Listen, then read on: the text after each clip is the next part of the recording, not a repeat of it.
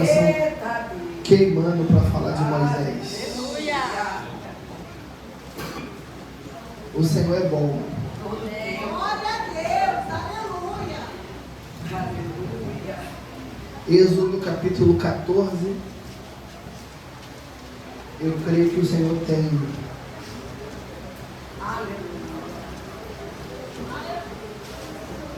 algo a continuar fazendo aqui. Êxodo 14, eu quero ler o verso 13, verso 14, verso 15 e o verso do número 16.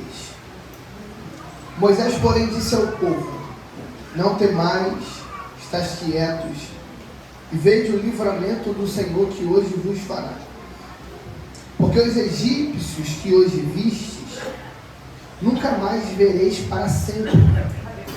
O Senhor pelejará por vós, e vós calareis. Então disse o Senhor a Moisés: por que clamas a mim? Dize aos filhos de Israel que marchem.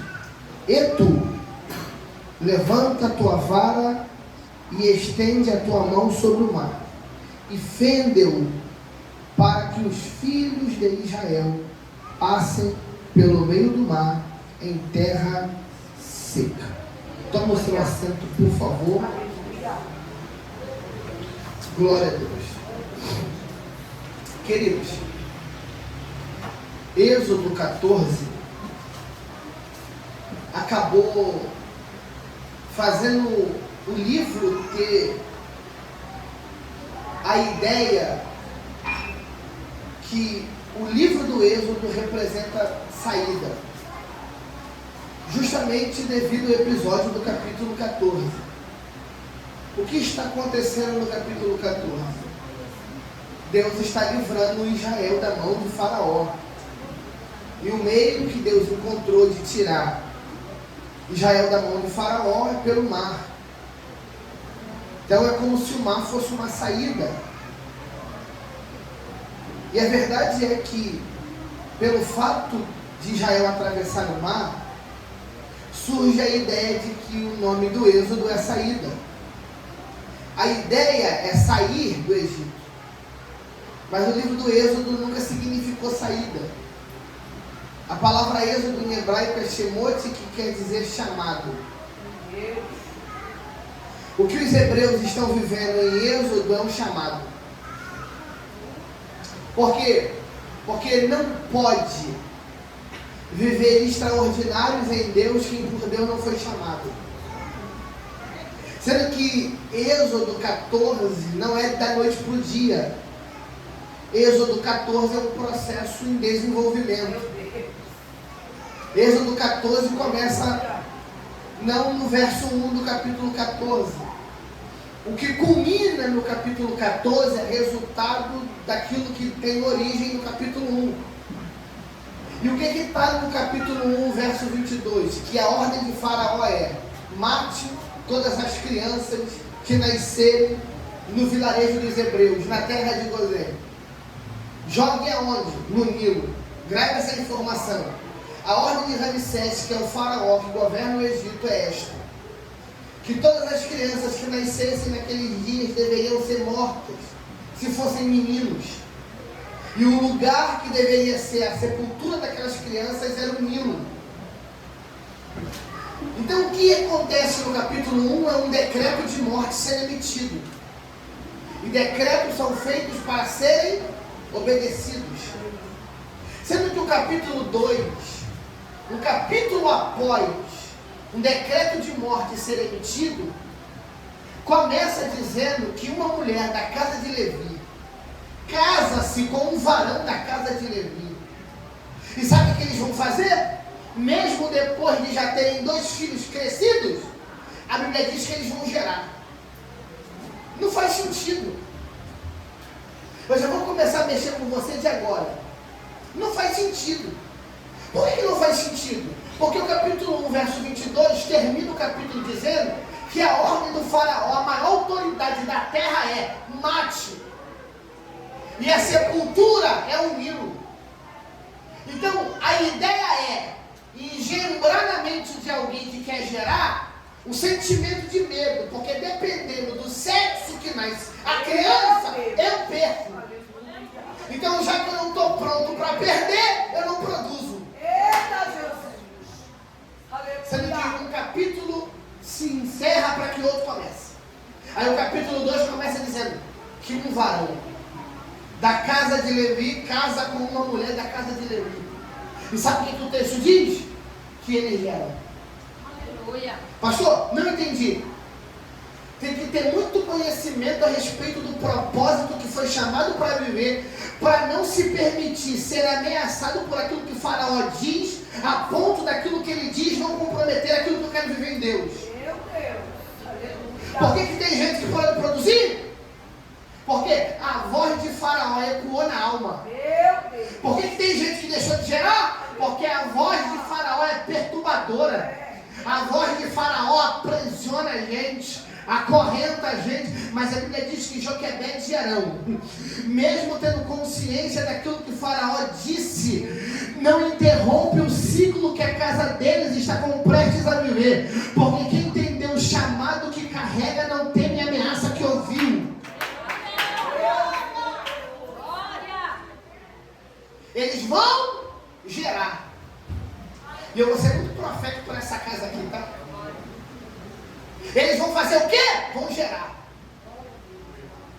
Sendo que até o período gestacional de Joquebede chegar ao fim, aonde vai culminar no parto, passou-se 9 meses se ouvindo muita gracinha de alguém. Sabe por quê? Porque você precisa aprender a lidar com as pessoas que não têm a mesma coragem que a sua. E todas as vezes que você estiver rodeado de gente que não tem a mesma coragem que a sua, você vai ter que ter um emocional muito saudável, para não se permitir ser infiltrado por aquilo que vão dizer a teu respeito. É mais ou menos assim, você é louca. Porque o decreto que corre na cidade é esse. Faraó diz, se for menino, morre. E você está aí. Aleluia. Barriga crescendo, grávida. Você pega isso aqui, por favor. A barriga está crescendo, ela está grávida. E quem está falando dela não entendeu que ela não está gerando uma criança. Ela está gerando um propósito. Por que o que é dito ao redor dela não desestimula ela? Pelo contrário, dá ela força para continuar na empreitada que ela foi chamada para viver. Porque quem sabe o propósito que carrega, aleluia, não vai se sentir inferior, amedrontado, prisioneiro. Entenda, eu vim pregar para alguém que precisa ouvir essa verdade aqui. O teu propósito é maior que as ameaças que já te fizeram. O propósito que você tem é maior do que aquilo que Faraó está tentando impor. Levanta a mão se você crê em palavra profética que pula do altar. A palavra de Deus para alguém nessa reunião de domingo é: não permita que gente sem coragem abale teu emocional a ponto de desestabilizar a sua fé, a ponto de fazer você abortar propósito que é Deus que quer que você viva.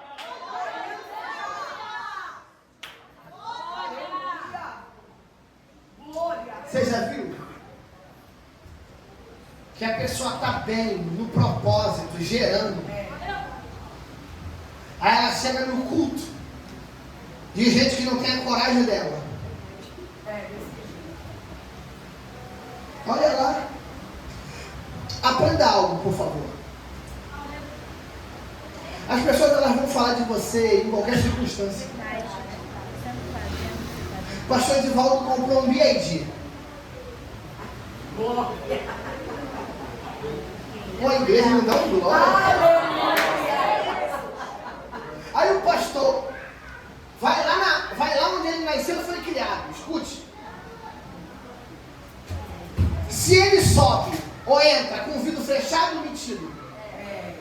Se o vidro está abaixado, amostrado. Pegou? Que independente de como você faça, ela elas sempre vão ter alguma coisa para dizer.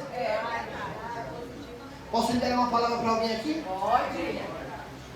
2025 está acabando. Eu estou dizendo aqui que 2025 foi lição para alguém aqui dentro. Deus te mostrou os que são de verdade e os que não são. Mas que 2026 o Senhor te cerque de gente que celebre teu propósito. Olha lá. 2026 eu quero declarar que vai ser, que Deus vai te aproximar de gente que vai aplaudir suas conquistas sem invejar teu sucesso. O próximo ano que vai começar, a igreja não depende de governo de direita ou de esquerda. A igreja continua dependendo da palavra, dos mandamentos. A igreja continua dependendo de princípios das escrituras. A igreja não se move, de forma governamental. A igreja se move de coisas celestiais, espirituais e mistério.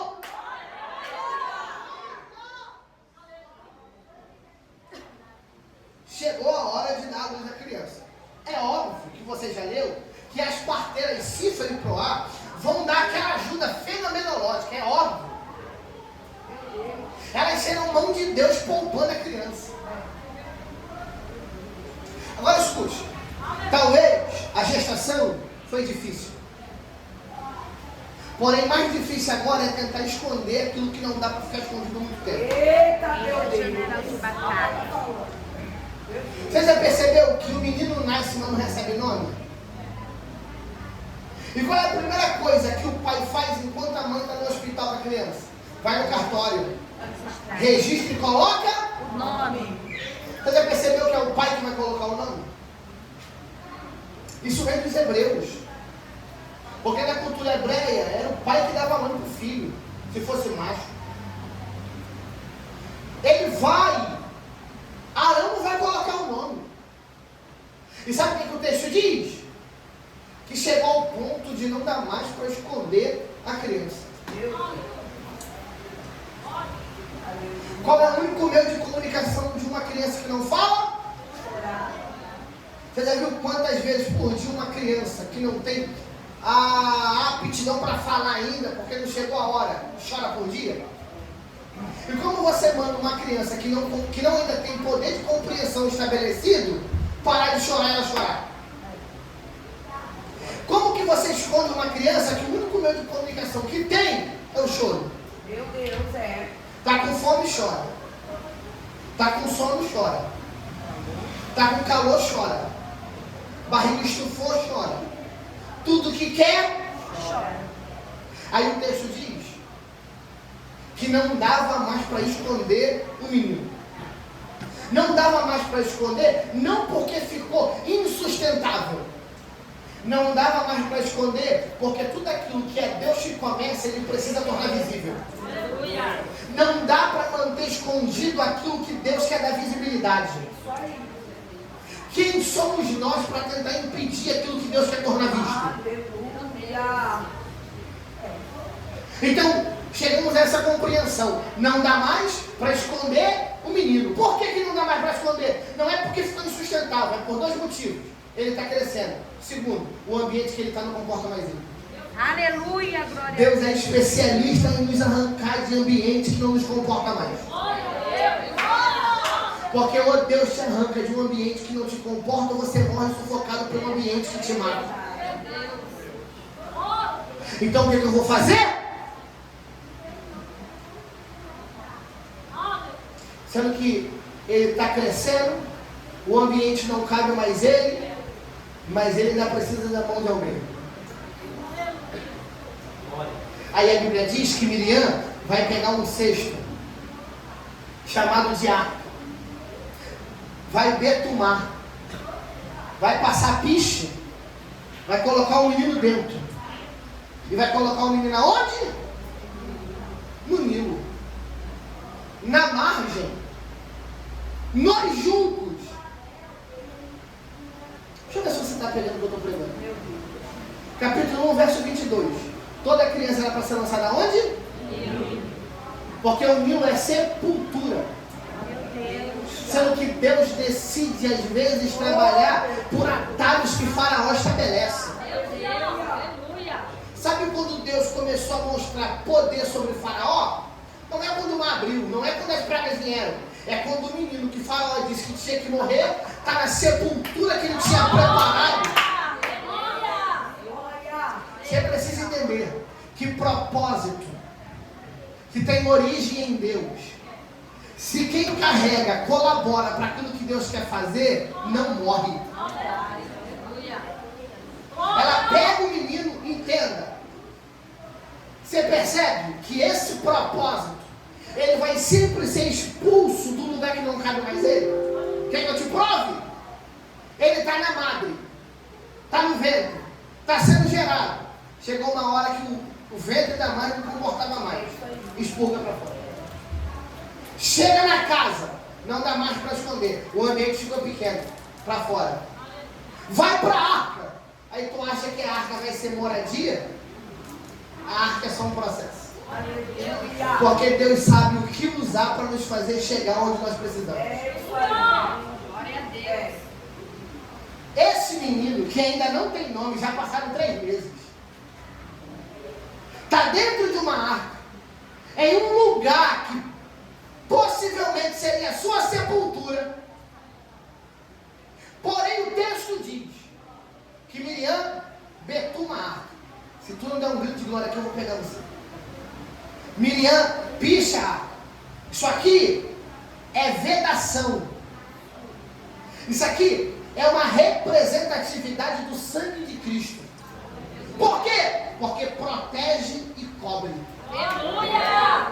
Pastor, não entendi. Lembra do livro de Bereshit, Gênesis capítulo 7? A Bíblia diz que depois que Noé preparou a arca, ele betumou ela e pichou ela. Sabe por quê? Porque Noé estava dizendo, eu posso ter tido habilidade para fazer, mas para guardar é só aquele que já morreu por todo mundo. Miriam entende. Ainda que eu quero que esse menino chegue no lugar necessário, sem o sangue não é possível. Aí ela vai fazer o quê? Vai pegar betume e picha. O menino está guardado. O menino está protegido. Eu imagino os devoradores do Nilo dizendo, tem carne fresca na beira do rio. Eu imagino quem manda naquele território dizendo, mas ali ninguém toca. Por quê? Porque não está vulnerável, não está abandonado, não foi deixado de lado. Aquele dali você não consegue entender, está protegido, está guardado, está coberto. A gente não consegue tocar. Posso liberar uma palavra para a casa de alguém aqui? A tua casa está guardada debaixo do sangue. Ainda que os devoradores desse mundo tentem tocar, alguém vai ter que dar um grito nas regiões espirituais dizendo, este daí não dá. Por quê? Porque essa casa está guardada. Esta casa está coberta. Esta casa está protegida. Glória a Deus.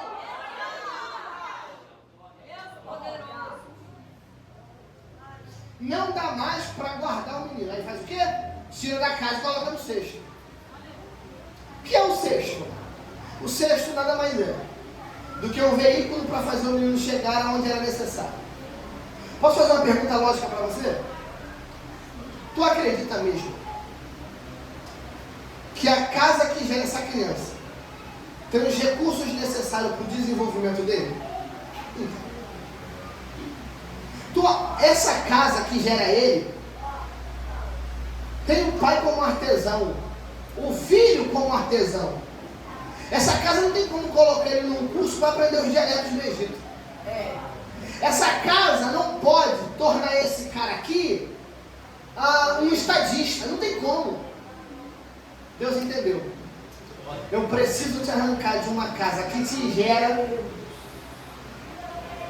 Não porque essa casa não te ama, mas é porque eu preciso te apresentar alguém que tem recurso suficiente para sustentar você até a hora que eu determinar. Aleluia! Glória!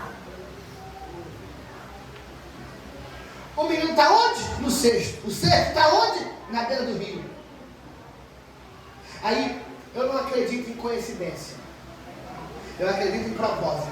Glória a Deus. Quem desce para se banhar? A filha do faraó, a princesa. Desce ela e as suas servas. Qual foi a primeira coisa que elas avistaram na beira do rio? O cesto. Eu não sou disso. Mas fale para essa pessoa que está perto de você. Deus sabe a hora certa de te apresentar pessoas certas, de te levar para lugares certos. Escute, quem tem propósito não força a porta. Quem tem propósito não perturba ninguém no telefone. Quem tem propósito aguarda o tempo determinado para viver aquilo que está decidido. Deixa eu dizer algo para alguém aqui no nome de Jesus. O que Deus tem para ti foi escrito antes que o mundo fosse formado. Salmo 139, verso 16. Meus olhos te viram quando teu corpo não tinha forma, e no meu livro estavam escritas todas essas coisas. Oh, Deus determinou tempo, cronometrou tempo, datou tempo para você viver a melhor fase da sua vida. Então, se esse tempo não chegou, suporta, porque quando ele chegar, ninguém te impedirá de vivê-lo.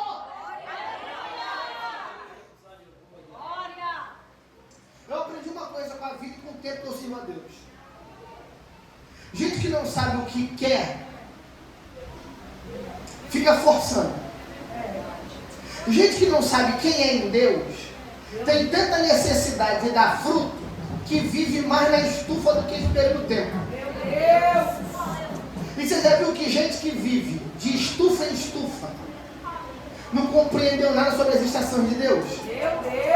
Salmo 1:2 está escrito: e serás como árvore plantada junto ao ribeiro de águas, que no tempo certo dará o seu ponto final. Eu não estou pregando para uma igreja que tem necessidade de mostrar fruto. Eu estou pregando para uma igreja que aprendeu a esperar, porque entendeu que debaixo do céu tem um propósito para nascer, para morrer. Opa! Eu estou pregando para uma igreja que está ansiosa, aguardando a sua chegada, mas enquanto não chega, não se atreve a tentar fazer do seu jeitinho. Quem tem propósito sabe aonde vai chegar, por isso espera.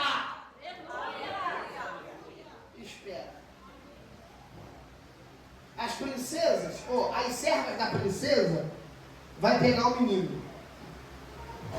Agora entenda, ainda que os ambientes que Deus não te quer dentro, e com isso ele vai te fazer sair, deixa eu melhorar isso aqui. Ainda que os ambientes não te caibam, e você precisa ser arrancado dele, Deus muda o ambiente, muda a geografia, mas não danifica a sua identidade. Porque a primeira coisa que Termutes fala quando pega a criança é: tem cara de hebreu. Tem aparência de hebreu. Então é mais ou menos assim: Moisés, você vai ser cuidado pelos egípcios, mas não tem como mudar a identidade que eu te dei. Eu estou pregando para a gente aqui que Deus pode te apresentar gente grande. Não deixe de ser quem Deus te chamou para ser. Porque você vai chegar lá com Deus te impulsionando. Você não vai chegar lá devendo favor a A. Você não vai chegar lá devendo favor a B. Você vai chegar lá porque Deus vai te levar. Então, se é Deus que vai te levar, não mude a sua identidade. É crente, continua crente. É dizimista, continua dizimista. Foge do pecado, foge do pecado. Vive renunciando, continua renunciando. Vive em santidade, continua santo. Você não precisa mudar quem é por causa do ambiente que vai te receber.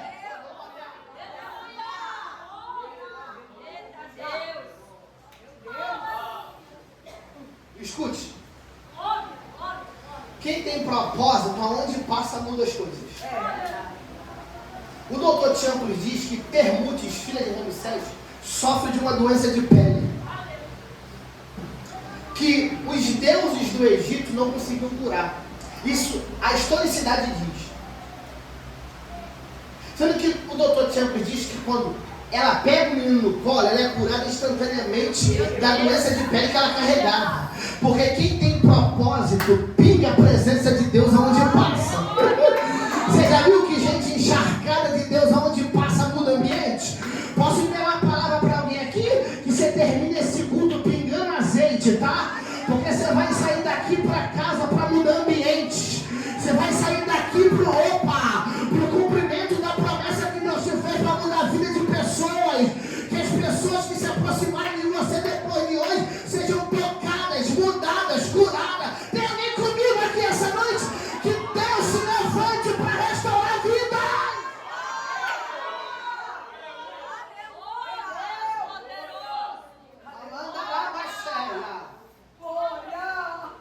Ela pega o menino e diz: a partir de hoje é meu filho.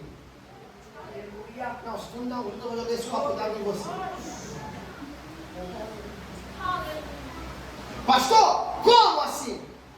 Ela está dizendo que o menino que é gerado debaixo de ameaça, ela está dizendo que o menino que era para ter sido devorado pelo livro, ela está dizendo que o menino que o pai disse que era para morrer, que problema que ela vai arrumar? Porque Deus está disposto a arrumar problema por sua causa. É mais ou menos assim. Só vai. Epa. Existem coisas que Deus precisa fazer em você antes de te dar as habilidades que você precisa. Por quê? Porque tem coisas que Deus precisa fazer sem que você o interrompa. Porque se Deus espera Moisés crescer para fazer, não dá certo. Então existem coisas que Deus vai fazer antes que você tenha habilidade.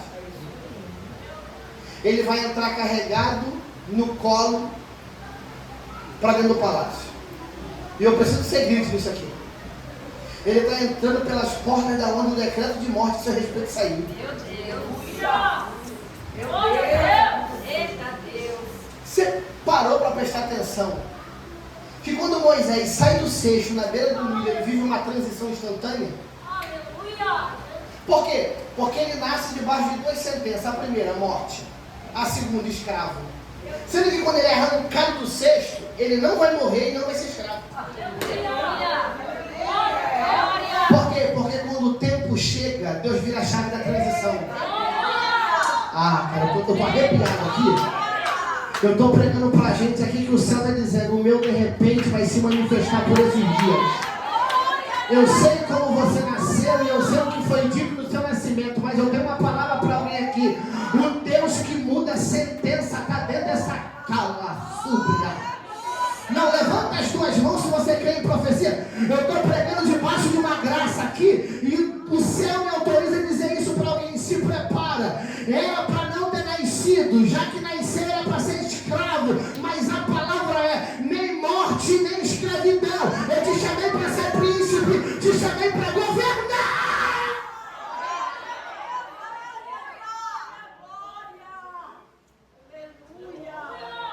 Tu imagina? Não ri não, mas tu imagina. O homem que disse mata, perguntando, precisa do quê? Eu imagino Deus no trono dizendo, mas não era leão agora? Virou gatinho rápido. Ué, ainda há pouco estava dizendo para matar, há dias atrás. Agora está dizendo o que precisa para comprar. Meu Deus. Pega isso aqui, filho. No tempo de Deus, até o que era para dar errado colabora para dar certo. O cara que mandou matar é o cara que está sustentando. O cara que disse mate é o cara que está coçando o bolso para financiar o propósito que é Deus que começou. Não que Deus não tenha capacidade de sustentar. Ele fez corvo trazer carne e pão para o profeta, rapaz. Ele fez maná descer do céu. Mas deixa eu dizer algo para alguém aqui. Quando Deus quer usar pessoas, Ele não depende da opinião de ninguém para perguntar quem eu vou levantar para usar, para que fulano, não, Ele usa quem Ele decidiu. E se foi Faraó, a palavra é essa: eu uso quem quero, no tempo que quero, determino o tempo que já decidi, para que essa pessoa sustente você até a hora que eu quiser. Sabe aonde Moisés vai crescer? Porque ela vai dizer, esse menino vai se chamar Moisés. Porque veio das águas. Ele vai se chamar o quê? Moisés. Porque veio das águas. Escute isso. Moisés veio da água para ser um grande libertador. Eu acho que eu já falei isso aqui alguma vez pregando. Não pode ser um grande libertador quem não veio de um novo nascimento. Moisés liberta os hebreus do Egito. Porque Moisés veio das águas. Jesus é chamado de Yeshua HaMashiach, que quer dizer aquele que vem de muitas águas. Sabe qual é a diferença de Moisés para Jesus? É que Moisés libertou os hebreus da escravidão. Jesus arrancou a gente da morte e do inferno. Era para você ter dado um grito de glória aí, tá?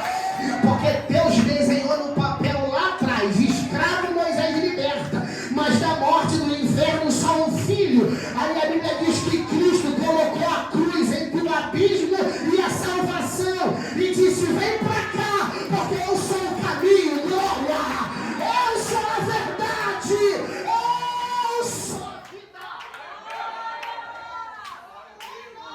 A Bíblia diz que nós estávamos em trevas, mas Cristo nos transportou das trevas para a sua maravilhosa luz. Levanta a mão, por favor. Eu estou pregando para uma igreja que era escrava, que estava condenada à morte eterna, mas por causa do sacrifício de Cristo, olha nós aqui, sentados ao redor da mesa, ele já partiu o pão e disse: come!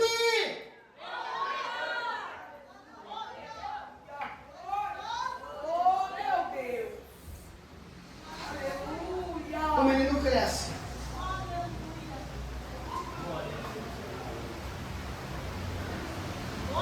Pastor, posso terminar essa mensagem outro dia? Posso pregar só até aqui? Posso pregar só o capítulo 3, até o capítulo 3? Glória. Outro dia eu volto. É porque o horário foi embora. Mas eu vou até o capítulo 3. Aí quando eu voltar, eu prego só do capítulo 14 em diante. Tá combinado? Tá filmado, fecha a mão. Não sei. Mas vai dar certo. É porque o Senhor está pulsando algo no meu coração aqui. É porque senão eu teria que pular para o capítulo 14. Eu não posso. Onde eu parei, gente? Me ajudem. Ah, lembrei. Moisés está com 40 anos agora. Quantos anos? 40. Quantos anos? 40.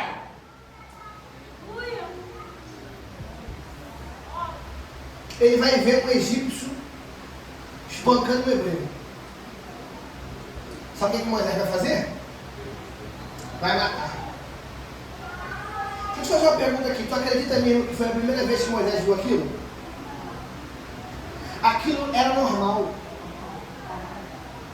Mas por que agora ele veio e toma partido?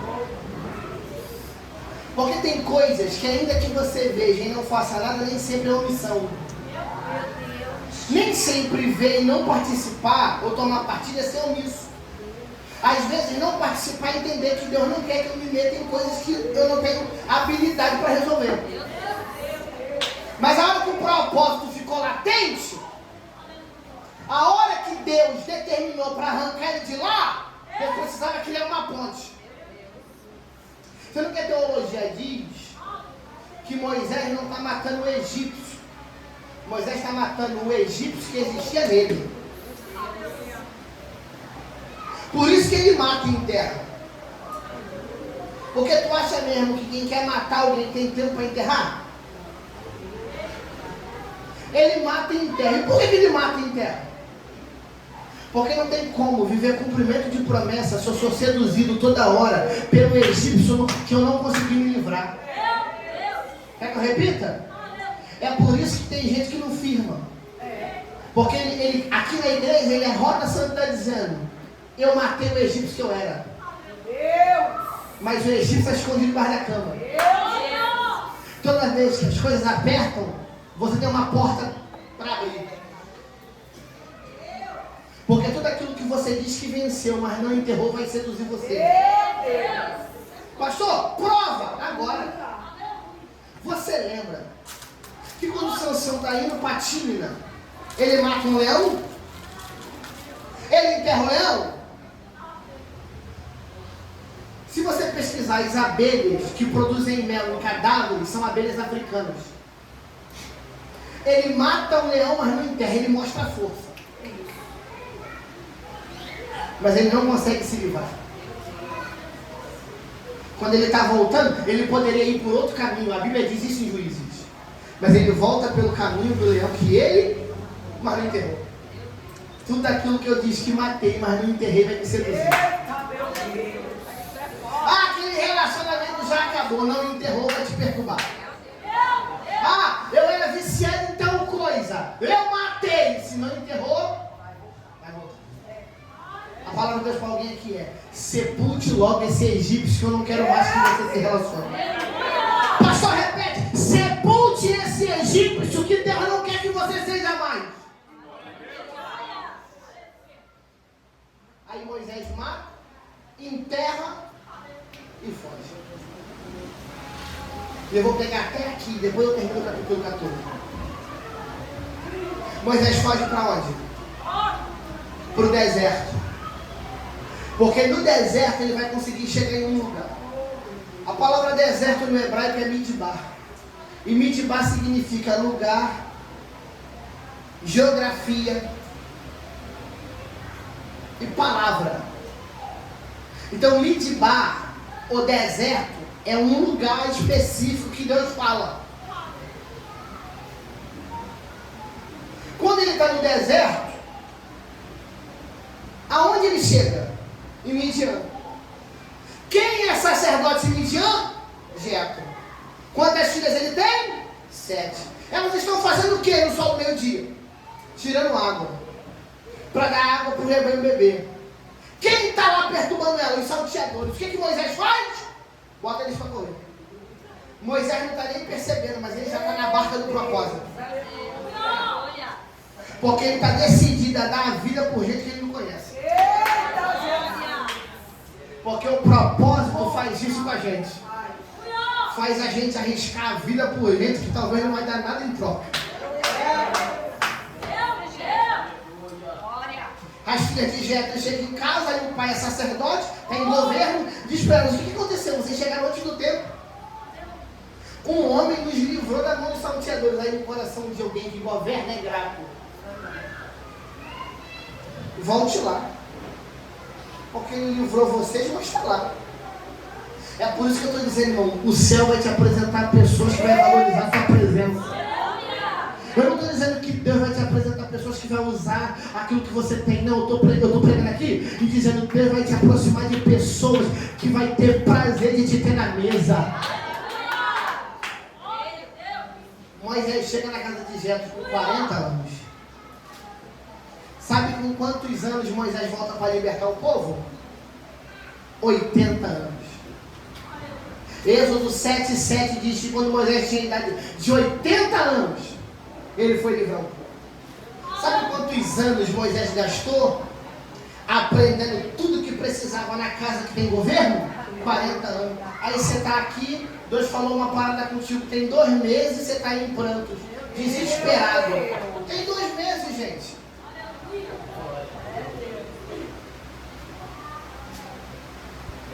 Moisés está há 40 anos. Que casa poderosa é a casa de Jetro. Por quê? Porque Deus não pode levantar um libertador que ainda não se desfez de tudo aquilo que lembra o Egito.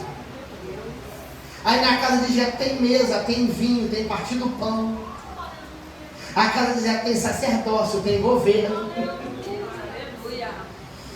40 anos de discipulado. Eita! Ele chegou lá fugitivo. Mas Êxodo 3 diz que ele é pastor de ovelha. Porque o Evangelho dá oportunidade para a gente que já fugiu. Irmãos, gente que em Deus aprendeu a respeitar etapas, não fica pequeno. Ele está na casa de Jetro, pastoreando, sendo cuidado, sendo discipulado. Deixa eu dizer algo para alguém aqui, é por isso que eu não posso pular para 14, porque preciso encerrar aqui. O Espírito falou assim: muda a mensagem agora que eu preciso falar com alguém aqui. Não dá. Vou fazer uma pergunta aqui: quem tem promessa, levanta as 2 mãos. Quem crê que vai viver as promessas que Deus fez? Abaixa que lá vem. Aí você quer que Deus cumpra a promessa, porque Ele te fez promessa. mas você não senta para ser cuidado. Eita! Você não quer obedecer, você não quer ser tratado. Meu Deus! Deus não vai ficar refém de você. Se você não quiser, não tem problema. Tem uma galera querendo. Então, se eu fosse você, eu aceitava o tempo. Aproveitar que está gravando aqui, eu sou da Bethesda. Igreja Apostólica Bethesda do Apóstolo Vale da Apóstolo Aline. Eu sei, vou falar para você aqui sem soberba nenhuma. Eu sei o nome que eu tenho. Eu sei quem eu era quando eu cheguei aqui e quem eu sou hoje, 10 anos depois da cidade. O reconhecimento que eu tenho, as pessoas que me admiram, as igrejas que me recebem. Eu sei. Mas quando eu cheguei para congregar na minha igreja, alguém me apóstolo disse para mim: você vai ter que sentar agora. Você vai ter que ouvir pessoas que conhecem menos que você te ensinando. Você não vai poder faltar célula, não vai poder faltar escola da igreja, não vai poder faltar culto. Meu Deus! Ai, papai! Glória! Sabe quando que eu me formo? Dia 5. Glória! Sabe por quê? Porque eu entendi que quem sabe onde quer chegar, sabe o tempo necessário que precisa ficar sentado. Irmãos, eu passei da época de ter pressa. Pressa é para adolescente. Não queira ser Ô Jesus, tu me dá uma missão difícil. Não dá, a gente está vivendo uma geração de pós-adolescentes. Homens e mulheres de 35 anos querendo viver a adolescência agora, não tem como. Está com uma pressa de não, cresce! Porque Deus pode acelerar etapas a teu favor? Pode! Mas você não pode se intrometer. Se Deus quiser fazer, Ele vai fazer porque Ele quer, não porque eu estou me intrometendo. Eu estou 1 ano na minha igreja sem pegar no microfone. Sabe quantas vezes eu sugestionei que eu queria orar? Nenhuma. Sabe o que eu sentei e disse para o meu apóstolo? Eu não tenho necessidade de pregar na minha igreja. Porque se eu abrir a agenda, eu prego todo dia, cara. Eu entendi que aqui não é um lugar para me fazer da minha vitrine. Aqui é um lugar que tem sacerdócio, onde eu vou sentar para ser tratado, alinhado. Onde eu vou sentar na mesa para confessar pecado. Aonde eu vou abrir particularidades da minha vida. Entende isso? Você entende isso?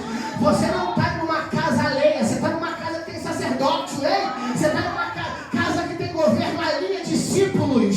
Casa que tem governo, impulsiona pessoas que aceitam ser tratadas.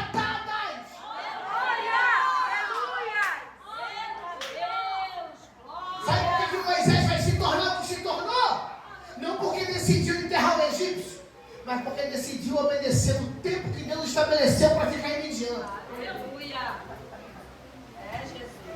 Porque a casa de Jetro é uma casa que tem o poder de tornar o Moisés no Moisés que ele não sabia que poderia ser. Todos nós precisamos de uma casa de Jetro. Uma casa que tira carrapicho. Aleluia! Por quê? Porque eu estou pregando para gente que chegou aqui cheio de nó. Difícil de lidar. Não queria receber visita, não queria que o pastor fosse na sua casa orar. Cheio de nó. Arrebentado pelo Egito, arrebentado na mão de outros faraós. Aí tu foi traído, vendido, difamaram você, falaram de você. Aí eu vim aqui dizer, você não pode permitir que esses males que te causaram interrompam os propósitos que você carrega. Por isso que Deus te apresentou pastores, porque eles são homens que Deus levantou para meter a mão nesses nós e desfazê-los, para arrancar esses carrapichos da sua vida. Oh glória! Eu estou pregando para a gente aqui que o céu está dizendo, eu não te negocio com o faraó, eu não abro mão, eu não te perco para a tua pressa, eu te paro quando for necessário, eu te faço ser rápido quando eu quiser. Aguenta!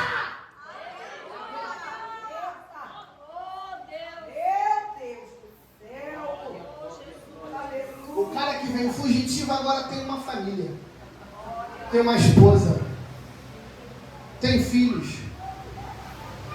Agora ele cuida do rebanho do seu sogro Jetro. Que Deus é esse? Meu Deus. Irmãos, esses dias uma pessoa me fez uma pergunta, eu dei uma resposta para ela, foi automático. Eu falei, gente, eu estou espada afiada hoje. Ela me fez uma pergunta, eu falei, confiança não se contrata. Confiança se conquista. Falei, fulano, você está querendo contratar confiança. Confiança não é um trato de papel. Aleluia! Confiança é um trato estabelecido pelo tempo de convivência. Aleluia! A convivência estabelece confiança. Sabe por que Moisés casa com a filha de Jetro? Confiança. Sabe por que Moisés apacenta as ovelhas de Jetro? Confiança. Porque é isso que o relacionamento faz. Pastor, você está querendo entrar por onde? Teu problema é um só. Você quer vir para o culto. Você pode fazer muitas coisas, mas se você não entender o que é relacionamento, não tem como Deus te destravar. Esses dias, agora tem o dia do autismo. Eu tenho um filho autista. Aí eu fui chamado para pregar numa igreja muito grande. Fizeram um culto especial lá para falar sobre isso. O meu autista é o mais novo.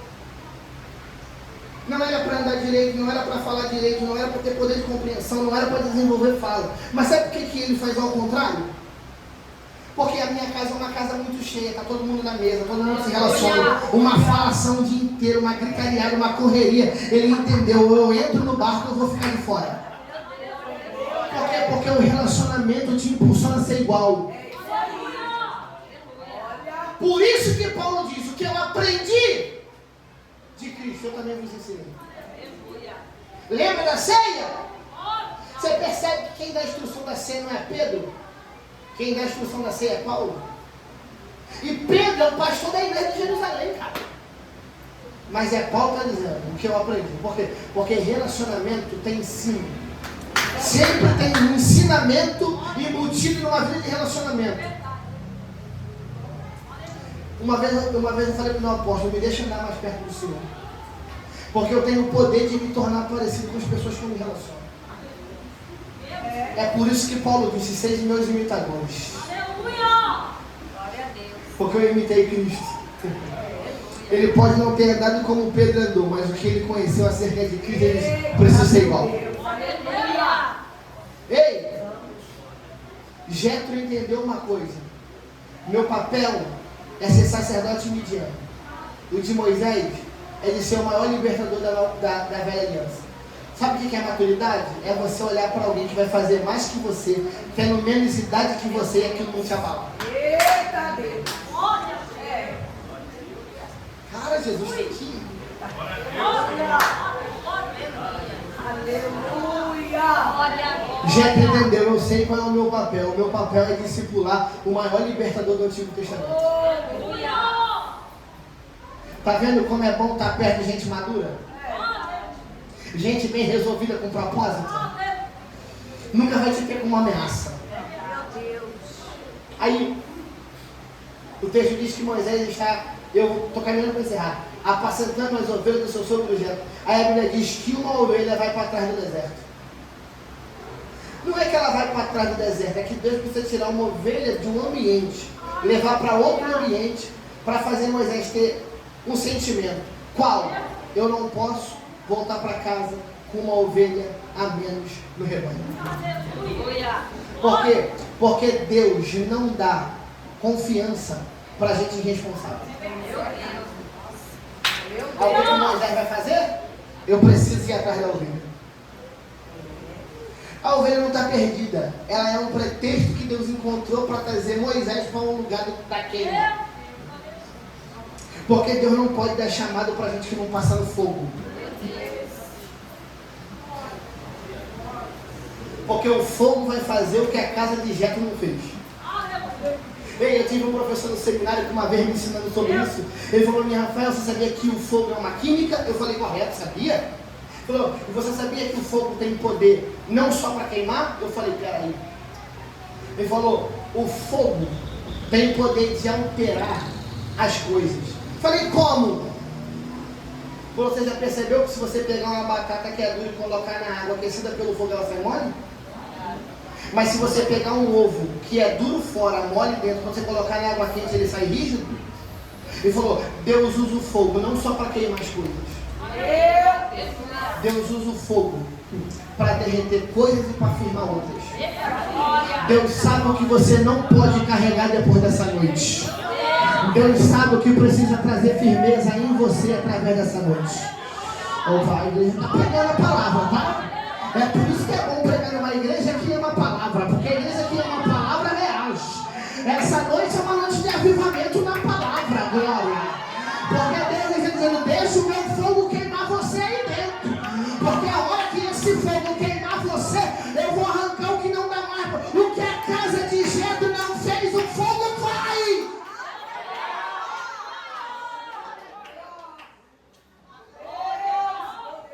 Moisés, não te chegues para cá. Tira essa sandália dos teus pés, porque a terra é santa. E aí encerra aqui. Moisés vai receber as instruções do Senhor. Quando Moisés está saindo, antes de sair ele diz assim, tá bom, mas vão me perguntar lá quem me enviou. O que eu digo? E era necessário Moisés perguntar isso. Porque Deus nunca se quis fazer conhecido para Faraó. Deus tem pacto com o Faraó? Deus tem aliança com o Faraó? Então para que se fazer conhecido para quem não caminha comigo? A ideia é, Moisés, você me fez uma pergunta, mas eu preciso dizer para você que eu não quero que Faraó saiba quem eu sou. Eu quero que você saiba quem eu sou. Aleluia. Moisés, se eu dizer para você o meu nome, tu não suporta. Então eu vou dizer para você os adjetivos que o meu nome carrega para estabelecer aqui entre eu e você e o povo algo chamado dependência. Por quê? Porque a hora que eu arrancar vocês do Egito não tem mais mesa para dar comida. A hora que eu arrancar vocês do Egito não tem mais farmácia para dar remédio. A hora que eu tirar vocês do Egito não tem mais fonte para dar água. A hora que eu tirar vocês do Egito não tem mais exército por vocês. Então Moisés, quer saber quem eu sou? Se te perguntarem, diz, eu sou o que sou. Como? Aí no original tá, eu serei o que serei. Meu Deus! Pastor, traduz agora. Se Israel ter fome, depois que atravessar o mar, quem provê comida? Meu Deus! Se eles ficarem doentes depois de saírem, quem é o remédio? Se eles tiverem necessidade de água, quem é a fonte? Se eles estiverem em guerra para atravessar, quem é o Senhor da guerra? Então a palavra de Deus para Moisés é, Moisés, eu não quero me fazer conhecido para o inimigo. Eu quero me fazer conhecido para você ter dependência de mim. Quando vocês estiverem em fome, eu sou Jeová Jireh, o Deus que provê. Quando tiverem enfermos, eu sou Jeová Rafa, o Deus que cura. Quando vocês forem para a guerra, eu serei Jeová Tequesenu, eu sou a vossa batalha. Quando voltarem vitoriosos, eu sou Jeová Nissi, a bandeira de vocês. Quando vocês estiverem atribulados, eu serei Jeová Shalom, a vossa paz. Eu estou pregando para alguém aqui que a palavra de Deus é, eu quero entre eu e você dependência. Chega de comer da mesa dos outros. Chegou a hora de voltar a depender daquele que te chamou.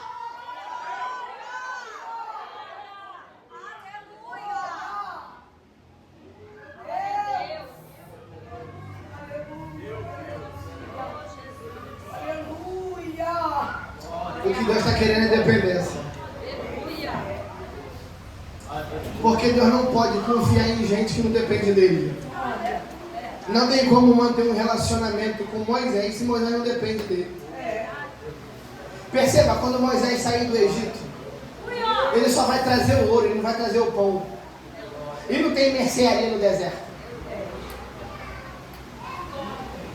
Então Moisés, quando o mar fechar depois de aberto, seremos só nós. Só vocês e eu. Eita, Jesus! Existem coisas, pastor, e eu encerro aqui, que Deus estabelece. Deus poderia fazer de outro jeito. Ei, ele poderia dizer assim, ó, eu vou fazer desse jeito, desse jeito, desse jeito. Mas ele entendeu. Eu não posso te fazer chegar no lugar que eu prometi aos seus pais se eu não marcar o teu trajeto de milagres. Irmãos, você não vai chegar sem milagres para contar no cumprimento da promessa. É isso aí. Por quê? Porque os milagres no trajeto é como combustível. Eu vou vivê-los para me impulsionar. Porque toda vez que eu pensar em olhar para trás, eu não vou olhar para o lugar de onde ele me arrancou. Eu vou lembrar do milagre que eu vivi depois que eu saí do lugar que ele não me queria mais.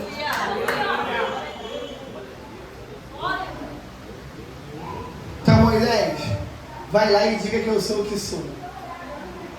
E eu finalizo aqui. Outro dia eu termino o Êxodo 14. Moisés, eu estou mais interessado em me fazer conhecido para você do que para o inimigo. Irmãos, para de ficar gastando energia querendo fazer Deus conhecido para o diabo. Para. Às vezes Deus está falando coisas é para você compreender e não para o inimigo. Por quê? Porque a hora que você conhecer quem te chamou, fica mais fácil o propósito. Ei, você já viu que toda caixinha de remédio é uma bula? Você lê a bula? Por que você não lê a bula? Porque você confia no médico. Porque o médico não vai te receitar aquilo que ele não tem conhecimento. Você já viu quando tu chega no restaurante e chama o chefe? Eu estou orando para o pastor pagar pizza. Igreja, repete comigo assim: Senhor, usa o pastor. Pela risada da pastora eu entendi. Ela está dizendo: Jesus, faz o profeta tá certo. Não ri não, Léo, senão eu te coloco no barco também para arrancar a conta. Você pegou, aí você chega no restaurante, você chega pro chefe e diz: sabe o quê? Qual é o menu da casa? Você pede para ele dar explicação? Não, você só pede para ele apresentar. É isso aqui? Confiança. Então eu termino dizendo: Deus me trouxe aqui essa noite para dizer para alguém que o lugar que não te cabe mais vai te colocar para fora. Propósito não pode ficar escondido. Tudo aquilo que Deus está fazendo crescer, uma hora Ele vai colocar em evidência. E eu já fui profeta para essa casa várias vezes e você outra vez. Não dá para manter essa casa dentro dessa loja por muito tempo. Não vai dar. Porque vai chegar uma hora, a irmã está recebendo lá atrás, ó, confirmação. Não vai dar para ficar aqui aquilo que Deus decidiu colocar a mão para crescer. Uma hora Deus vai colocar o nome dessa igreja em evidência na cidade. Por favor, cara. Eu preciso que pelo menos os obreiros peguem isso aqui. Não vai dar para manter aqui, ó. Não vai dar. Vai chegar uma hora que o crescimento vai ser tanto que Deus vai ter que colocar numa principal, entendeu? Deus vai ter que colocar em evidência, porque propósito que é Deus que dá início, Ele se carrega de tirar na hora certa, colocar na hora certa, apresentar pessoas certas. Eu termino essa ministração dizendo que vocês estejam prontos para receber uma enxurrada de gente que Deus vai mandar para cá só para provar que esse lugar não cabe mais.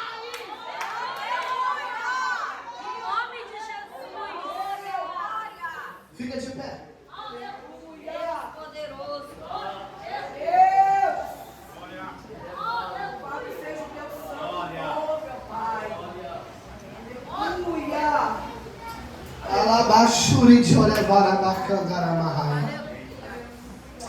Espírito de Deus.